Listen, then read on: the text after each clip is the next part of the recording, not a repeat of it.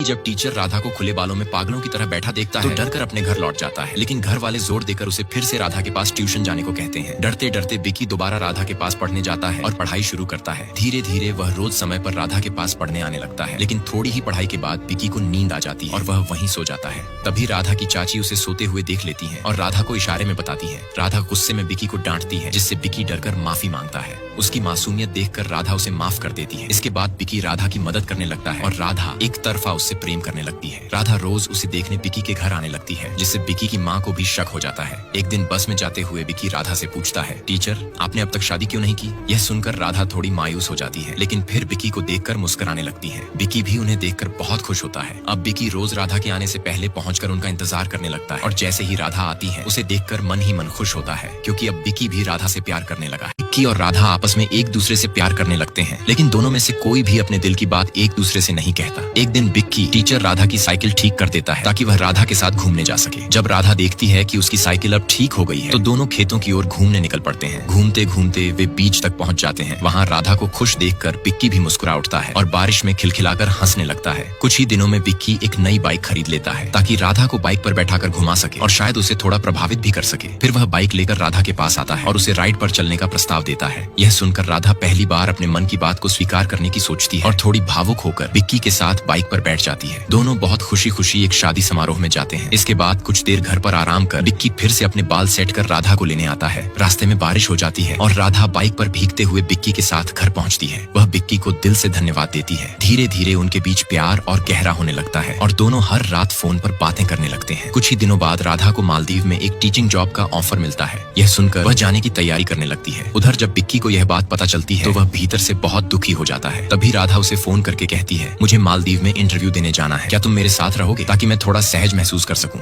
विक्की बिना कुछ कहे राधा के पास आ जाता है और उसका साथ देता है। कुछ ही समय बाद राधा की मालदीव की नौकरी पक्की हो जाती है। विक्की घबराते हुए राधा से पूछता है, क्या तुम सच में मालदीव जा रही हो? राधा सिर हिलाकर हाँ कहती है। यह सुनकर विक्की आखिरकार अपने दिल की बात राधा से कह देता है, टीचर मैं आपसे बेहद प्यार करता हूँ। लेकिन अगली ही सुबह राधा बिना कुछ बताए चुपचाप मालदीव चली जाती है। जब विक्की को सुबह यह पता चलता है कि राधा अब इस शहर में नहीं है तो वह अंदर से पूरी तरह टूट जाता है। अब राधा विक्की को बिना कुछ बताए मालदीव चली जाती है। जब विक्की को यह बात पता चलती है तो उसे बहुत बुरा लगता है। वह उदास होकर रोज अकेले समंदर किनारे जाकर सो जाता है। कुछ दिन बाद टीचर राधा विक्की को कॉल करती है और कहती है, मुझे माफ कर देना, मैं जल्दबाजी में जाने की बात तुम्हें बता नहीं पाई। और तभी कॉल कट जाता है। विक्की फिर से राधा को कॉल करने की कोशिश करता है, लेकिन उसके मोबाइल में बैलेंस नहीं होता। परेशान होकर वह पास की रिचार्ज की दुकान पर जाता है और मोबाइल रिचार्ज करवाकर तुरंत राधा को कॉल करता है। वह बहुत खुश होकर राधा से बात करता है, लेकिन सिर्फ 1 मिनट की बातचीत के बाद फिर बैलेंस खत्म हो जाता है और कॉल कट जाती है। आखिरकार राधा से बात करने की कोई और राह न पाकर विक्की अपने कंप्यूटर पर मालदीव की जगह को सर्च करता है। जब वह मालदीव की तस्वीरें देखता है तो वह बहुत खुश हो जाता है। कुछ दिन बाद विक्की का जन्मदिन आता है। इस पर राधा उसे खुश करने के लिए कॉल करके कहती है, मैंने तुम्हारे लिए एक तोहफा भेजा है, जाकर ले लेना।